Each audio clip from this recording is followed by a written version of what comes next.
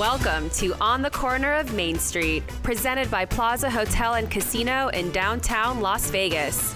Here is Plaza CEO Jonathan Jossel, Gary Vickery, and I'm your host, Lisa Melmed.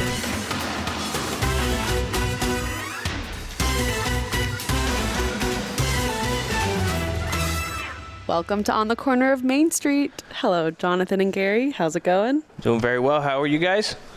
Doing Wonderful. great. It's nice to have our little crew back together. Nice to see you guys. Starting to get back into the groove of things, you know? Yep. Busy couple of weeks here. Unbelievable, actually. October was a good one, huh? Yeah, I mean, I've been listening to a couple of conference calls. Sounds like everybody had a great October. Sounds like it was one of the best ever. I think Caesar said it was the best October they'd ever had. I think Sands saying some really good stuff here in Las Vegas specifically. So I think everyone's having really good stuff. I know some restaurants have been said October was the best month they'd ever had. So yeah, and that's really bizarre because there was 5 weekends in October, but still bizarre given that the borders are still shut to international travel. And, you know, conventions are here, but not on the same scale. Right. Everything's kind of lower down. So great to hear it. And for us, it was a great month. It was one of the best months we've ever had. Yeah, I don't want to be bragging, but it was a good month. Congratulations. It was a good month. Yeah, and we had EDC this month, which just happened last week, which is normally in May. Right, different Yeah. crowd in October. What was good, though, is that because of I think we did talk about this, there was a Raiders game that weekend as well, and it just sort of gave a bit more.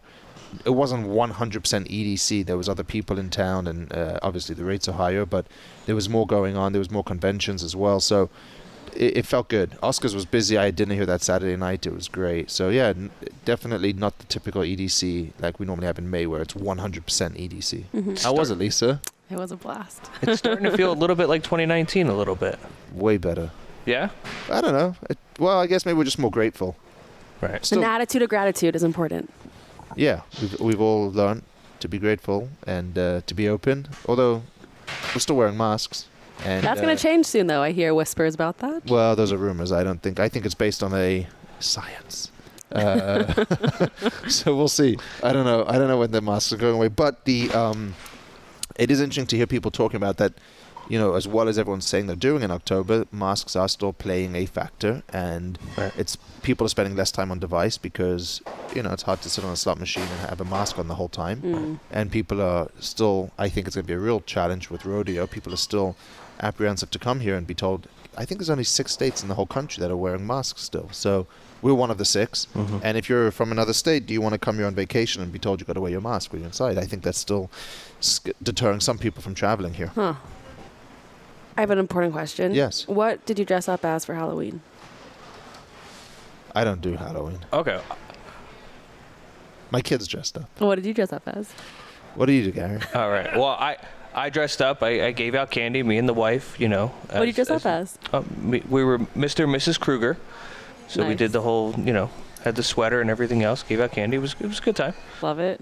You know, I have a question for you, Lisa. I haven't seen you in like months. Where have you been? You're never here anymore.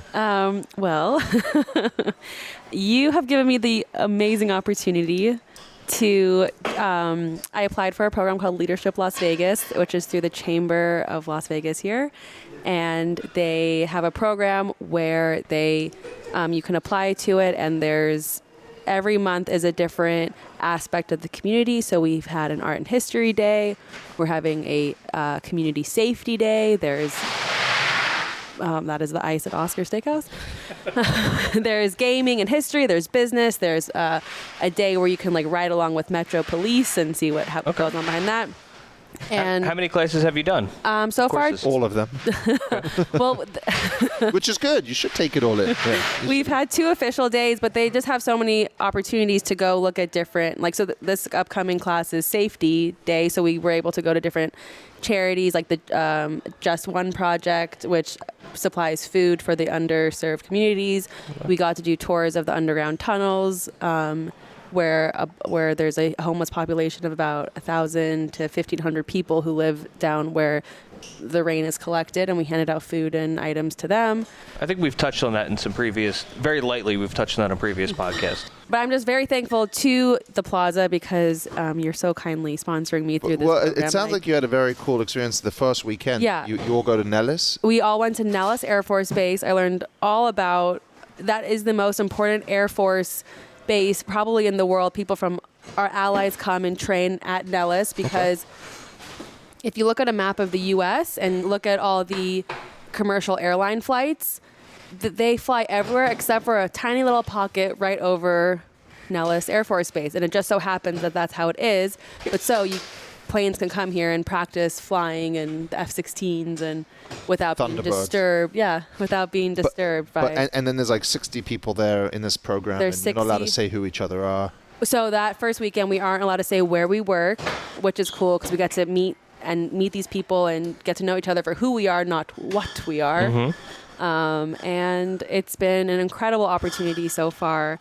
We're only two months in. It's a 10-month program. It's great to hear that. On the Art and History Day, we heard from a few different historical experts and also some art experts like Myron Martin from the Smith Center, who we've previously had on the podcast. And I'm so excited today because our guest today was a speaker who is a history professor. Oh, brilliant. Today we are joined by the Associate Professor of History at UNLV. He writes and teaches about Nevada politics and history. He teaches courses on 19th century America and on Nevada and Las Vegas for the History Department and the Honors College. His mother is a former Plaza team member, and we're so excited to have him on the podcast. Welcome, Professor Dr. Michael Green, to On the Corner of Main Street. Thank you. It's great to be on the corner of Main Street, literally and figuratively. That's it. You got it. What did your mother do at the Plaza? Well, she ended up working in the card room. I hope the story doesn't end with she left when you took over because of me. No. Okay, actually, she would have loved to have worked for you. Oh, thank you. But she and my father used to love to play Pan. In the card room, yeah. That's what the Plaza was famous for. Oh, very much so. Yeah. And eventually they said, well, why don't you come work here? And so she helped out around the place. There was a casino manager at the time, Rod Morris, who was kind of a legend here in the 50s, 60s, and 70s. That's probably why it doesn't ring a bell. Yeah, so he goes back a ways. Okay. In fact, I'll give you your trivia. Ooh. If you go on YouTube and you look up What's My Line, the old game show, and you look for Audrey Meadows, Mrs. Cramden. Mm-hmm. The week she was mystery guest in 1955, Rod Morris was on there. He was running a school for casino dealers, which they thought was just the weirdest thing they'd ever heard of. Which back in 1955, it probably was the weirdest thing they'd ever heard of. All right, wow. But no, was she in the poker room? Because there used to be a nice poker room back here. I was here until even when I moved out here, or first visited in 2005, there was a poker room back by the cage. Yeah, she was there in the 70s, but she was involved with that room, and it used to be the Showboat, which is no longer here, used to have the Pro Bowlers Tour. And the bowlers all loved to play cards, so they were always here playing cards. Right. So Pan was the big game until kind of Texas Hold'em took over in the early 2000s. And then kind of Pan just fell off to the side, and really you can only find that in California right now. Should we bring it back? Mm-hmm. Should we bring back Pan? Well, if we didn't bring it back for the 50th anniversary, I don't know if we should. Yeah. Well, maybe we'll wait for 75. And Mom's long gone, so don't expect her to come play. She's not going to play. How long did she deal here? Oh, a couple of years. Okay. I was a kid, and it wasn't that we needed the money. She liked doing it. And then, truthfully, we lived with my grandfather, who was the reason we moved here in the first place. And he needed more attention. As some people do as they get older, so she gave that up. But they still played some Pan and still came over here. And we used to eat here. I think we used to eat in the room we're sitting in. Center stage. Yes. Although you just told us before we started here, and I remember this, I met you with Oscar, you in his office, you said. Mm-hmm. What's your connection with Oscar? What were you doing down here? Well, or can you say? Usually his meetings we don't talk about. They'll have to kill me if I tell you. So my connection with him is that we're both on the board of the Mob Museum. Got it. And when he brought up the idea of a mob museum, I was one of the people as a historian interviewed about it by the planners, and I said, oh yeah, well, this was where the Kefauver Committee held the hearings and so on.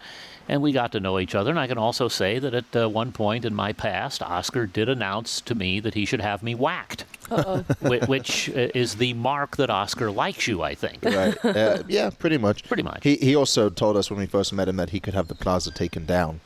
And when you're new to town and the mayor tells you, it's not a usual introduction, I'll have your building taken down if you don't do what I think you should do. Yeah, he's got that kind of influence. Charming. In Very fact, charming. maybe he still does. Although I don't think the current mayor listens to him much, if He she says can some help it. people still owe him favors. Ooh, watch out. I probably owe him a few and don't know it. I'm not sure it's those kinds of favors that you're offering.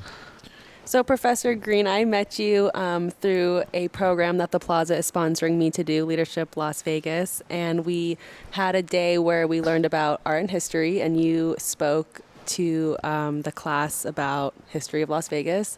And it was so interesting. Well, thank you. Really wanted to have you on the podcast. I'm so excited that you're here and that you get to share your expertise with us. And She texted me right afterwards that we got to have this guy on the podcast. do you work with David Schwartz? Yes.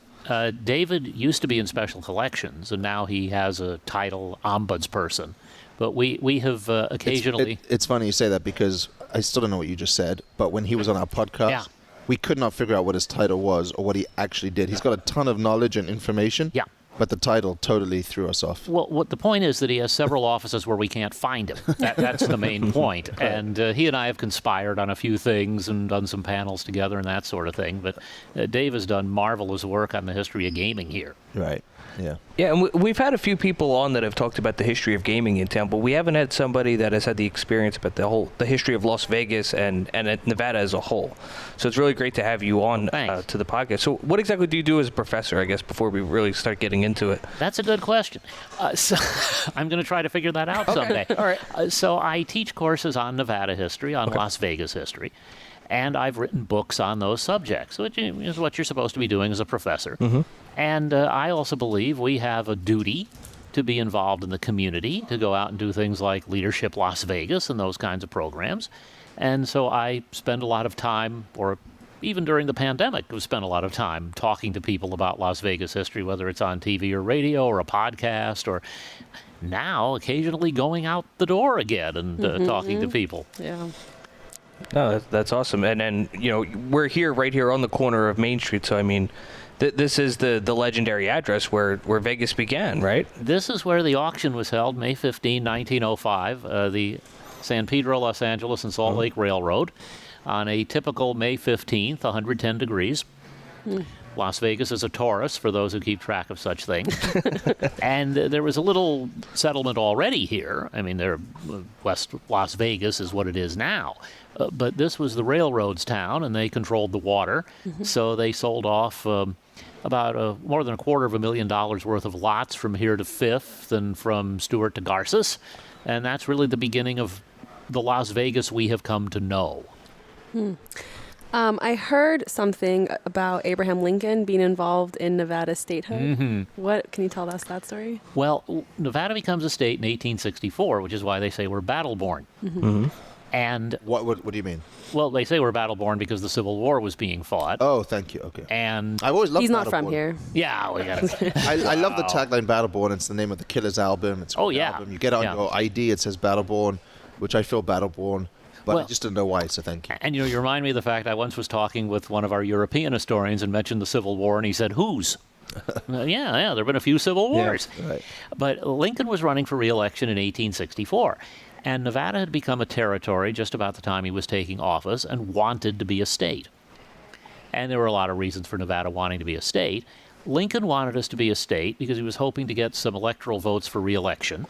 He was hoping to get a vote for the 13th Amendment, both in the House and when it went to the states, and some votes for whatever policies he was going to pursue after the war. So it was put to a vote, and there's a big fight over the original Nevada Constitution. It's defeated. They try again. It passes. And they send the Constitution to Washington, and it gets lost. Oh.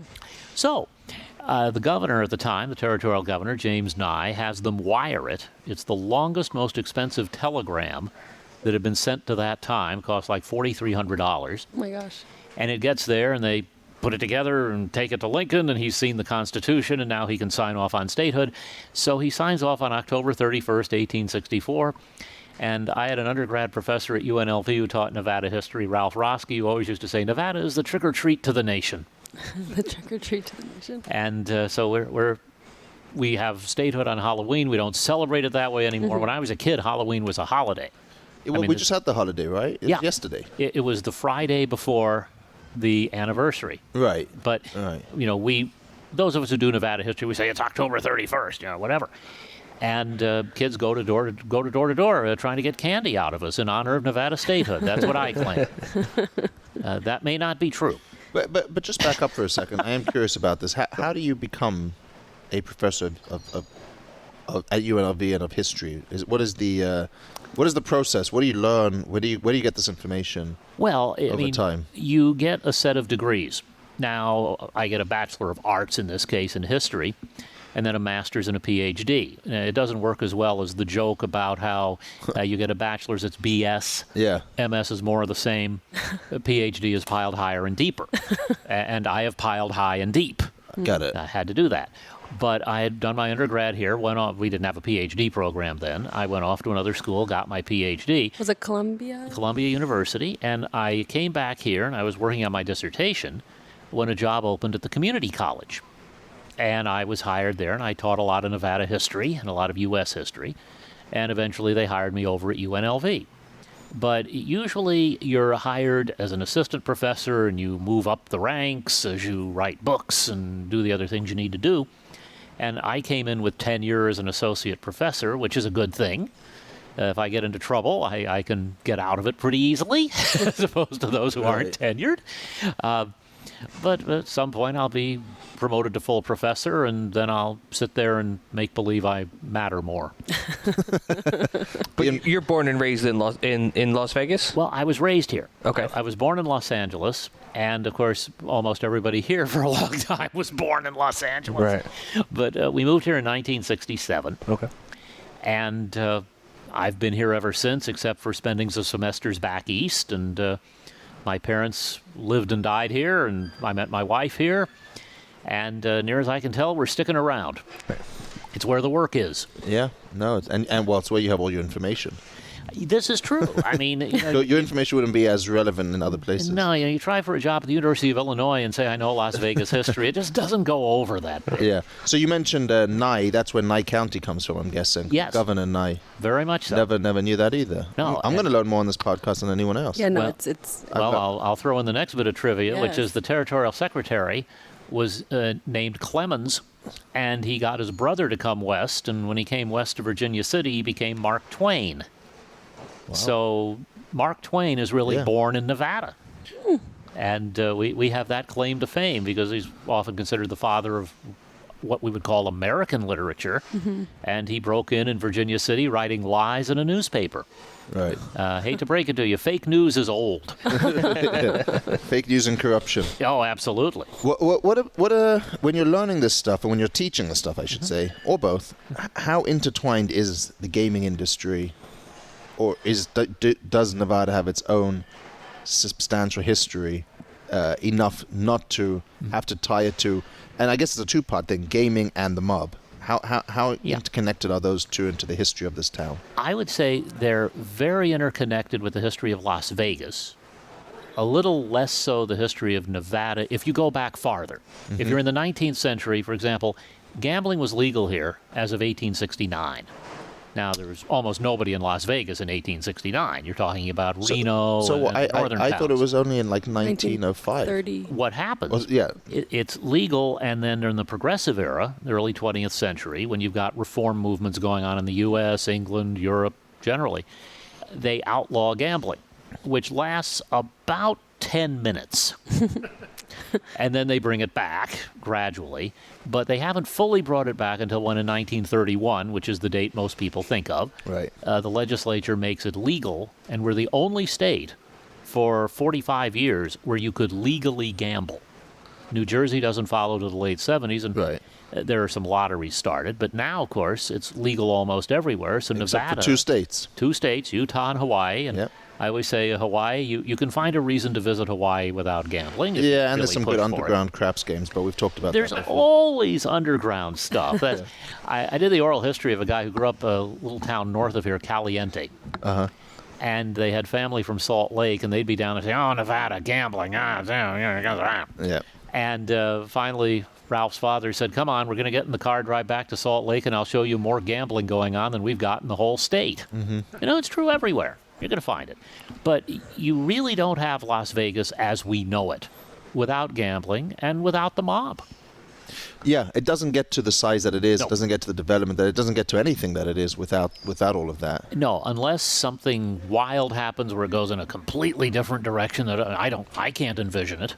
But you skipped like 100 years. So we got like 1860 when it's legal. Then you get to 1930. Yeah, and it had been mostly illegal at that point. But just a couple of blocks from where we're sitting, Block 16, Yes. First Street between Stewart and Ogden, they had clubs where they had illegal gambling going on. And there's a great photo, and you can find it in a lot of places, where it's the Arizona Club, which was called the Queen of Block 16. And it's The Arizona what? the Arizona Club. Yes, And you've yep. got this photo where you see booze, and it's prohibition. And you see gambling when it's illegal. And standing in the middle of the whole thing was our sheriff. So He much liked for it. enforcing those laws, He Right, didn't right, mind right, it, so it's yeah. okay with him. So there's always something going on underground. But in this area, there's some underground stuff going on in the teens and 20s. But it's 1931 when they make it fully and finally legal. But the Golden Gate's built in 1906. Yes. So what are they doing in there if it's not? It's a hotel. It's just a hotel. There's Yeah. no casino there till 1931. Right. And it's for people who are in the water or railroad business, these hotels? Pretty much. I mean, we're right by the depot when we're sitting here, and people have to kill some time overnight. They have business here, railroad workers coming through. So there's a hotel on the two corners opposite us. What's now the Golden Gate on the Yeah. one corner, what's now the Cirque on the other, were the Hotel Nevada and the Overland. Right. And you stayed there overnight, and you had a nice room, and maybe you had something to eat or drink. Right. But that means that really Las Vegas was catering to tourists from the beginning. This is a pit stop at the time. Off the train, coming off the yes, train. the line I like to use is that at one time Las Vegas was a place to stop, and now it's a place to go. Right. You just stopped off here, but now you want to go to Las Vegas. Yeah. It's almost like a place. It's almost what we could say about downtown today. It used to just be a place to stop. Now it's a place to go. I think that's true. Downtown has redeveloped in some great ways, including right where we're sitting. Thank you. Yeah, I agree with you. But go ahead. Where is Block 16A? If you went out to Main and Fremont, you walk a block down to First, and then you walk a block north to Ogden, then it's Ogden to Stewart. It's now a parking lot. Yeah. And they have... Wait, sorry. Yeah. Block 16 was 16 blocks. Well, no. It wasn't one What- block. It was one block, but what happened when they auctioned the town site, Yeah. they numbered each block. And so they said, well, that's block 16. It was, if you look at a map, you see the number 16 right there. How many total blocks did they auction? Was it 18? Well, Was 18B is the arts district? Well, no, Block? it really wasn't, truthfully. I mean, they call it 18B, and I think it's a catchy name. Yeah. But it really isn't related That's good to know that because I always tell people it was related to that. There is a connection. And there were about 40 blocks overall, Oh, okay. because you've got 5 blocks by 8 blocks. There's one block they don't auction off that is meant for public uses, as they call it, and that's where we put the courthouse. That's block 16? Nope, block 16 was used by the public, but it was not a public use. That's what I was going to say, yes. Yeah. Yeah, one of those Yeah, ones. if you're Hey, using... now, for those, this is a podcast, so no one can see your facial expressions.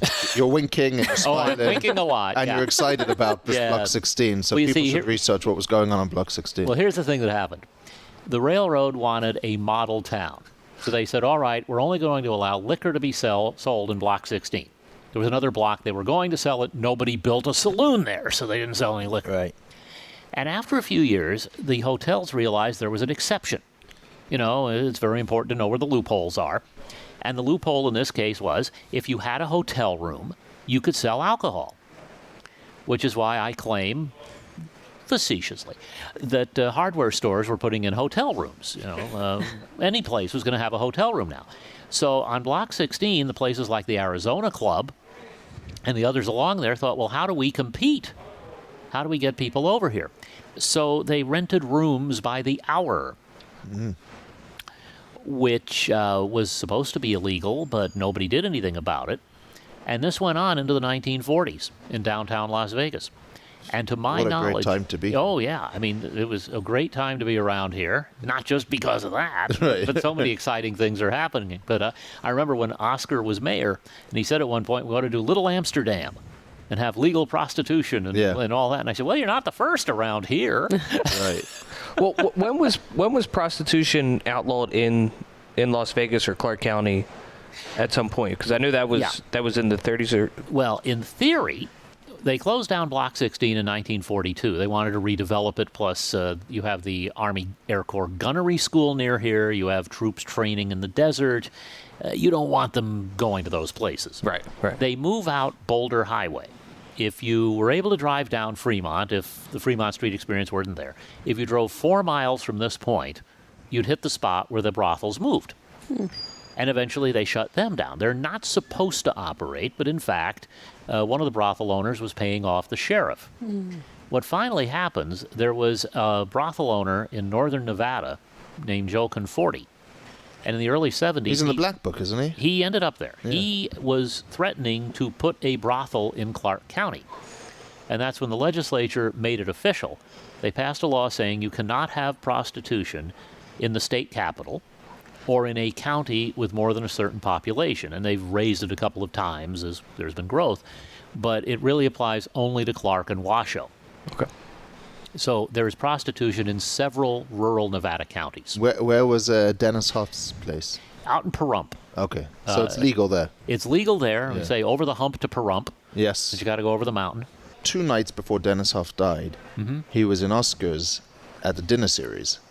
And him and Oscar got into a highly contested conversation because Dennis was about an hour late to the dinner. And Oscar wouldn't stop giving him a hard time that he was late and how rude it was. And Dennis came bearing gifts. I think we've told the story on the podcast before. But Dennis came bearing gifts, and I was in between the two of them. They were I don't envy you. and I was sitting there very uncomfortable at the two of them. And Dennis sort of didn't get that Oscar was really upset that he was an hour late, and Oscar kept chastising him. And then 48 hours later, he was dead.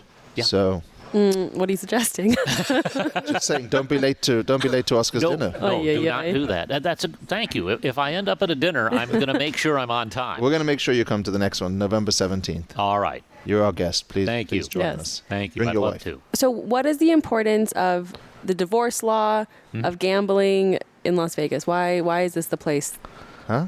Well, no, in 1931, when gambling was made legal, the legislature also made it a lot easier to get a divorce. But what's the connection? Well, the connection is that at the time, Nevada and Las Vegas were trying to get people to come here, not so much as tourists, though that's great. Come here, spend money, go home. But if you come here, wow, things are happening. How about if I invest? How about if I build? It's really designed to attract industry.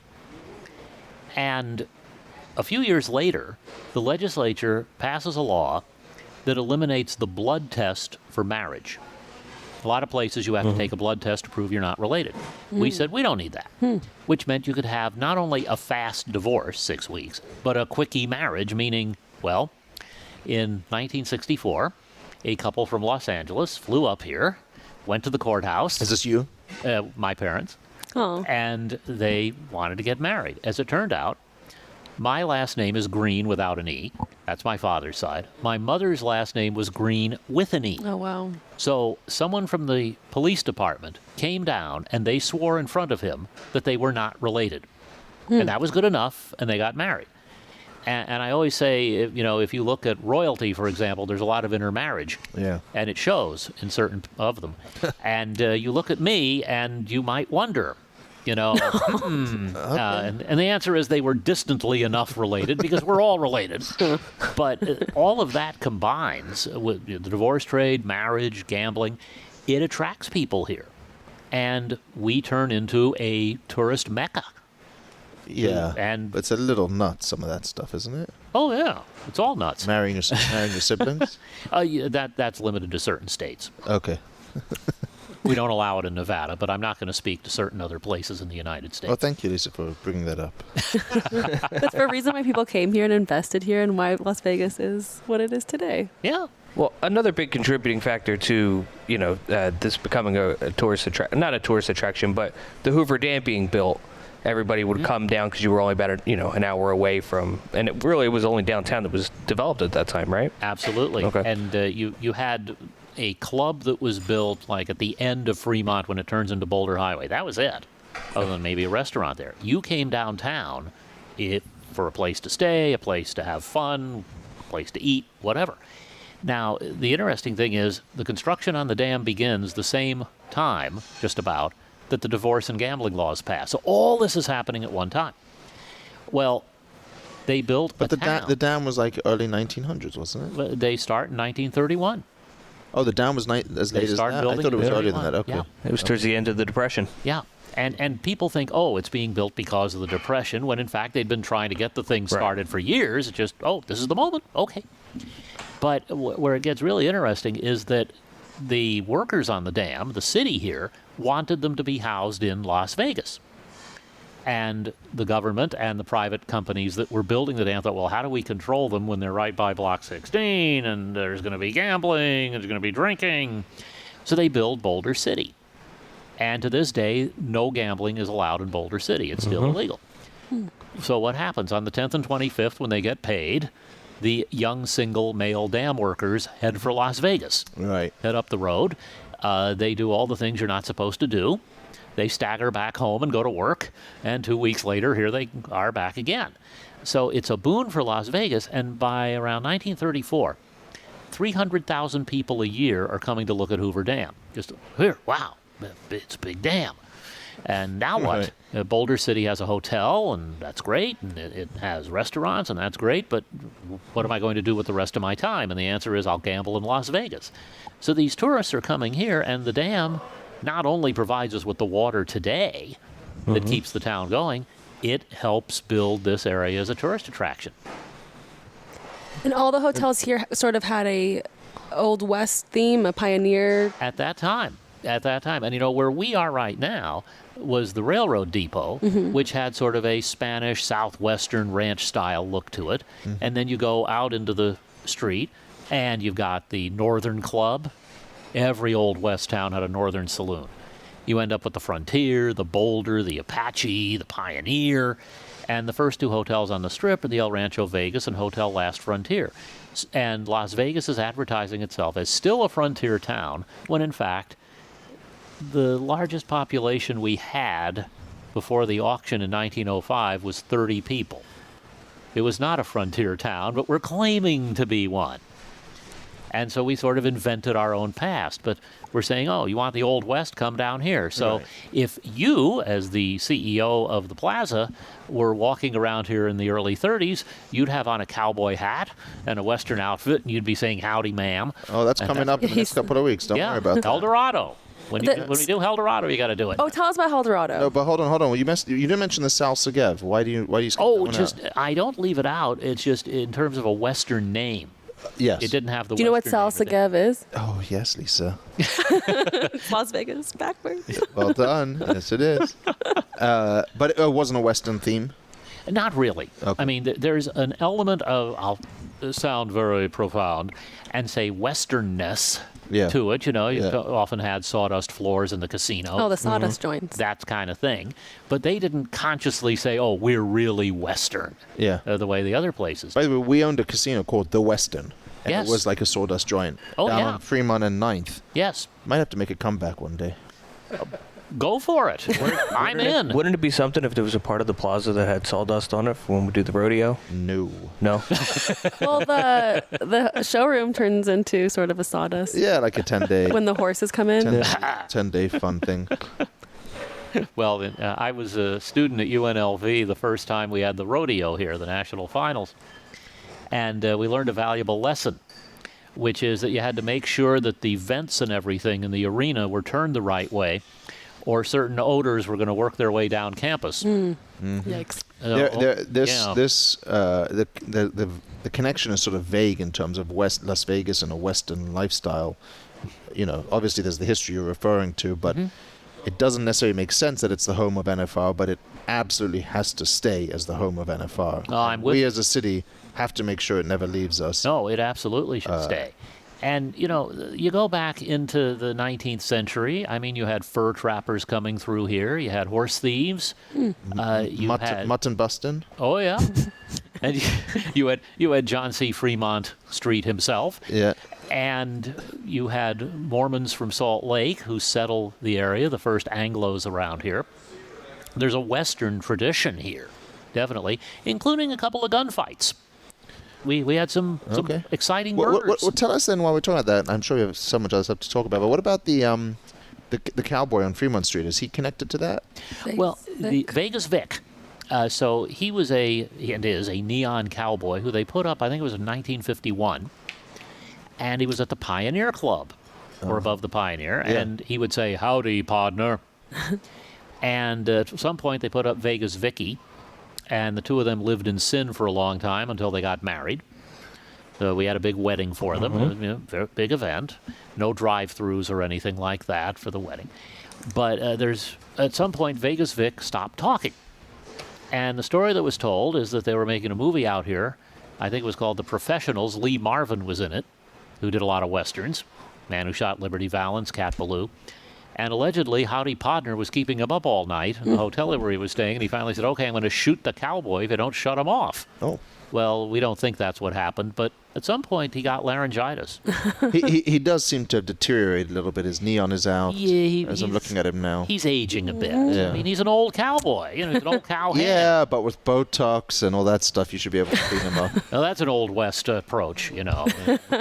You could Do the Botox. You could keep that guy young easily. Yeah. Wait, so tell us about Eldorado Days. Well, Eldorado starts right as the dam construction's done, and the Las Vegans are trying to figure out, how do we keep getting people here? So there was an old carny, as they called him, a carnival barker named Clyde Zerby, who came in, and he worked with Jim Cashman, who was big with the Elks Club here. And yeah, Cashman Field's named for him. He got the original one built.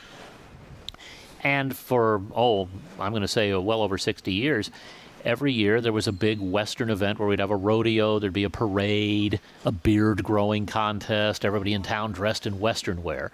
And it died out for a few years, and they brought it back at the time of the centennial in 2005, and it's continued. We're now back doing Eldorado. But there was even a movie about it, Roy Rogers and Dale Evans and Gabby Hayes. Oh, yeah? And it was called Eldorado, but with one L, because in Hollywood you couldn't say a word like H-E double toothpicks. Double toothpicks. Double toothpick. But, Yeah. I like that. But what do you say to people who say, that makes no sense? Las Vegas is a town built on other things. Why are we doing a rodeo to commemorate the birthday? Well, what I would say is that Las Vegas is built on appealing to people's desire for fun. That's what has made us successful. Right. And for some people, that's fun. A rodeo. Great. It's sort of like if you have entertainment. You know, everybody has different kinds of entertainment in their hotels. Right. Some people are going to like a country act. Some people are going to want a pop act. And Las Vegas is going to cater to your whims. But so then that's different, though. That's just sort of people's preferences and lifestyle choices. That's not necessarily an event honoring the heritage of the town. No, it isn't. And, you know, again... And does it make sense that there is a rodeo that... It really doesn't. Okay. But you know, one of the That's the wrong answer. I was hoping you were going to say there was a good reason for it. No, but, you know, I'll tell you what But I appreciate the honesty. The good reason actually is this. A lot of the history of the West, and of course we're in the Western United States, is myth as opposed to the reality. It's like you think of the West, what do you think of? Oh, cowboys and Indians. Or you think of the wide open spaces, and everybody is out there on the farm or the ranch. This has been historically one of the most urban areas in the country. Cities like San Francisco, Los Angeles, Virginia City in early Nevada, Las Vegas today. And all of these places, in certain ways, cater to their past. And they also cater to a past that people think they had, but didn't necessarily have. So Las Vegas, yeah, we talk about being Western. We were talking about it in the 30s and 40s. We weren't Old West in the way that people think of the Old West. So it's a common thing, especially in tourist areas. Right. That's what they're advertising. That's what they're claiming. Right. And we're claiming, okay, you come here, you have fun. We have different forms of fun than some other places. Now most other places have similar forms of fun. Okay. And so we're always adapting to But that. just on this subject, El Dorado is normally in May, which is the city's birthday. It's the birthday of what we'll call the downtown settlement. And I say it that way because, people say, is it the city's birthday? Well, Yeah. the city of Las Vegas technically is incorporated in 1911. Okay. In Now- May. In May. Yeah. Now, May 1905 was the auction. And when Oscar was mayor, there were some people who criticized him for when he said, oh, our centennial is May 2005. And somebody said, well, why is it then? He said, because I'm the mayor. Well, there's a lot of truth to that. If Oscar's the mayor and he says it's the centennial, then it's the centennial. The fact is, we celebrated the 75th anniversary in 1980, and we celebrated the 50th anniversary in 1955, and the 25th anniversary in 1930. We've been claiming 1905 from the beginning. Now, there were, of course, Native Americans here well before that. There were a few settlers here. But the railroad really gives birth to major settlement here. But So it's the I'm date we speaking more claim. about the month of May. Yes. Well, but the auction's in May, so it's sort Okay. of like But then why are we doing another birthday in October, or the end of October, early November? That's the state. the state anniversary of the statehood is October 31st. Okay, I understand. Yeah, because Yeah. you were talking about that before. Okay, so Yeah. so Las Vegas as a city is May, state is Yeah. October 31st. Yeah. Okay. Can we fast forward a little bit to when the mobsters rolled into town? No. Oh. Alleged. Alleged. Well, Alleged mobsters. Well, the ones who can't sue us, we can say what we want. Yeah. The ones who are still around will be careful. Well, it's partly how you define a mobster. I mean, there were people who were involved in prohibition, bootlegging. They're here in the 20s. Mm-hmm. But you really see the rise of organized crime here in the 40s. And the first place you find them is downtown. Now, Bugsy Siegel did not come up with the idea for the Flamingo, near as we can tell, but he's involved in downtown Las Vegas in the early 40s. At the El Cortez, right? He's at the El Cortez, but he Who, comes... by the way, quick mention, I Yeah. believe this week is celebrating their 80th They're 80. birthday on this weekend, right? Yeah. Wow. They're in great shape Happy for an birthday, El Cortez. octogenarian. Happy birthday to the El Cortez. happy birthday. But the thing that really got Siegel here was what they call the race wire. And the idea was that the race wire provided the results to the bookmakers around the country for people who were betting on horse races. And if you controlled the information, you could get something off the top or off the bottom, depending on how you view it. And that's what originally attracted them. But then he sees the casinos, and the mob may have been involved in the El Cortez from the outset, but it definitely was when Siegel has it, and then Mo Sedway, who's a friend of his, Gus Greenbaum, who comes Yeah. up from Phoenix. And in the all of them mid-40s. moved to the Flamingo together, right? They all go out to the Flamingo, Yeah. and when Siegel dies, in what I like to call the first hostile takeover in Las Vegas, because if you're Yep. shot 10 times, it's a hostile takeover. Gus Greenbaum, Although he was in really LA. takes it over. He was in LA, right? He was in Los Angeles. So it could have been completely unrelated to Las Vegas. This is interesting because we don't know. Right, And I'll tell you a right. funny story. So the Mob Museum, when we're getting started, reached out to the Beverly Hills Police Department, because he was killed in Beverly Hills, and said, do you have anything of Siegel's that we could use? And their answer was, no, it's an open case. Okay. Really? I mean, it happened in 47 and you still haven't solved it. But it's technically an open case. Now, we've worked with them again and tried to get some stuff. But, they still don't know who done it. Out of curiosity, do you have a favorite sort of mobster book or movie that you refer to people to watch if they want the history? Because we get a lot of feedback on that. Well- there was a new one that just came out recently, and they talk about Bugsy a lot, but it wasn't about Bugsy. Lansky, thank Oh. you. Yeah. Yeah. Yeah. Well, No, I mean, yeah. I didn't love it. Lansky was the brains of the operation, but I say if you want to understand what the mob was like in Las Vegas in the 70s, Casino is a good Yeah. guide. Don't think it's accurate. A movie's not going to be perfectly accurate, but it's going to give you a great sense of the flavor. But I say for the history of organized crime, if you're going to pick a movie, I'd go with the first two Godfather movies. Not the third one, even after the re-edit. But the first two, do a great job really? of conveying what it was like. And, of course, in that movie, there's a guy named Mo Green. Yeah. No relation. But he's modeled on Bugsy Siegel. I And, have to rewatch those movies. yes, and Hyman Roth is modeled on Meyer Lansky. And one of the fun stories is the actor who played Roth was Lee Strasberg, his great acting teacher.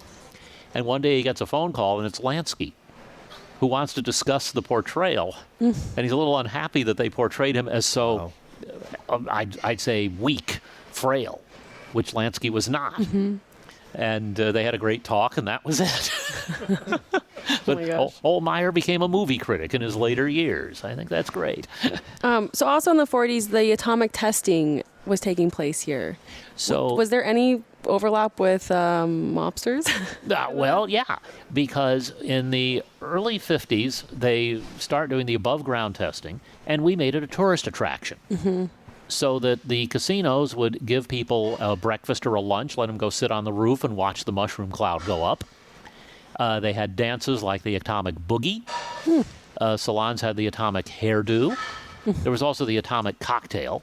And I always say, not don't try it at home, don't try it away from home. But again, Las Vegas turned atomic testing into a tourist attraction.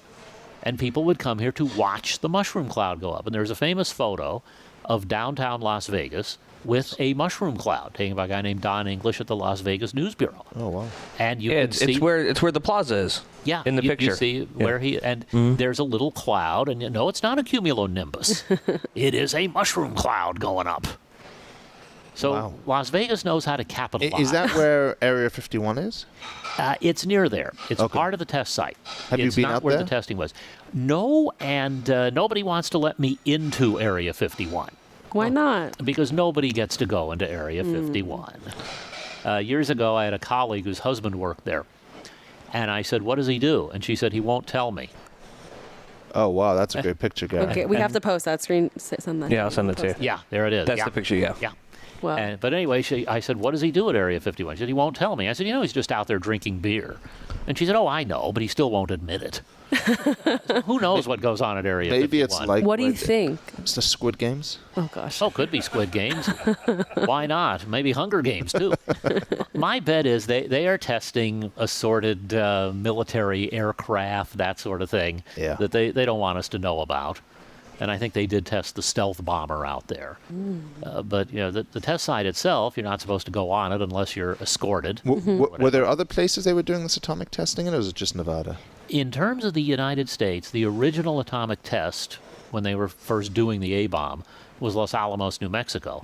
But after that, this is the only spot in the U.S. where they set off the bombs. They were out in the South Pacific, the Marshall Islands, Bikini Atoll. But within the United States, we're really it. And we had about 100 above-ground tests in a decade. Oh, wow. So every now and then, all of a sudden they'd announce it, and up it goes. And then people started getting sick, so they started moving them Probably done underground. radiation. They went underground because of a treaty that John Kennedy and Nikita Khrushchev signed. The U.S. and Soviets agreed we're not going to do this above ground. But the fact is, there were stories coming out at the time that, people, animals, are getting sick. And for the most part, you don't find people objecting to it because we're in a Cold War. This is the U.S. versus the Soviets, and we're doing the patriotic thing. But also, people believed the government. And at that time, the government was saying, oh, this isn't dangerous at all. Right. Well, okay. It's like COVID. Yeah. Uh-oh, Vaccine. there's something else going on. Yeah, well, I trust the vaccine a little more, but I'd like to think Dr. Fauci would not have said, oh, the atomic tests are perfectly safe. I don't know. Go on your rooftop and watch it from afar. At least from afar. Right. Yeah. They got a little too close. A little closer than I'd want to get. I just went to the Atomic Testing Museum and out to the test site, and there's the crater where they tested one bomb. That's huge. It's like from here probably to the end of Circa. You could just walk up and see it? Well, no, you have to go on with a tour guide, and you're not allowed to bring your cell phone. You can't take any photos or anything. Yeah, but they have these huge craters. There are Huge a few of craters. them. And they say that, you're worried about it being radioactive when you go there, but they say you have to get like 500 x-rays to be or the equivalent of standing there for 500 hours is one x-ray. Yeah. Well, I don't think one visit is going to hurt you. Exactly, yeah. If you decided to camp there, I'd advise against it. Partly because they don't want you to camp there. Wow. So we do encourage the staff here in Oscars and the team members to share history with our customers, Good. specific about this location. And is there anything? Well, you haven't been here though to eat. You haven't experienced our service, so we need to get you in here to test them. Oh to yes, see well, what and their I know knowledge is like. and I know there's great service. I have drunk here, Okay. so I've enjoyed that service. Well, we didn't offer you a shot of tequila. Our last like couple one? of guests have been drinking. yeah, tequila. I better not. It's probably not a good Better look for a not. professor to be Well, shooting tequila on the it depends podcast. on whether there's grading to do. Frankly, if I had a lot of grading to do, I'd say I should have more than one shot. Right. But we need to get you here so that you can check out that and then share some pearls of wisdom I look forward to it. that you can then have them pass on. And then Oscar will correct me himself. Correct. Yes. There's so much more we need to cover with I you, know, but I know. I think we'll probably have to have you on again. We have I'd to be- cover the Moulin Rouge, the first women dealers. I'd be glad to do it. The Moulin Rouge, the one down like north here. Yes, in West Las Vegas. Why? What's Was the first integrated. First integrated Casino. hotel casino, although Was it really? there was one where they attempted it, but it lasted about a minute. But the Moulin Rouge was open for about 6 months, and it was a major moment in civil rights here, and plays a role later. Wow. Okay. That'll have to be another episode. To be continued. To be continued. Cliffhanger. Thank you So for your time. wrapping, Tune in wrapping next up, time. what is a good Las Vegas secret that that you have that maybe our guests and our listeners maybe don't know about? Okay, so I like to puncture the Bugsy Siegel myth, Okay. and it should be punctured. I mean, we don't know that he came up with it. But I knew a guy who was friendly with him who Siegel invited to the opening and said to him, buy land. There's going to be 1 million people here. Now, you don't think of Siegel as a visionary, but he saw something. He did see that there were great possibilities here. And I think we see that to this day. Las Vegas offers a lot of possibilities that other places don't. Are you suggesting that Siegel, for all his flaws, was potentially a visionary of this town beyond what people give him credit for? I think he has gotten too much credit over the years for creating the Flamingo, but I think he's gotten too little credit for the fact that he got the thing open and he had some hopes for the place and for Right. himself. Yeah. And saw a bigger picture for this whole town. I think he did. Yeah. Wow. Okay. Thank you. Thank you Thank for sharing you. that. Thank you so much. If you want to keep up to date with Michael Green, you can follow him on Twitter at UNLV History. Our department, and now and then I'll pop in there. We'll be back again soon, but in the meantime, please rate, review, and subscribe. Tell your friends about On the Corner of Main Street, and of course, follow us on social. On Twitter and Instagram, it's at Plaza Pod, and on Facebook, find us at Plaza Podcast. Or go right to the top and tweet Jonathan at Jonathan Jossel. We'll see you next time from right here on the corner of Main Street.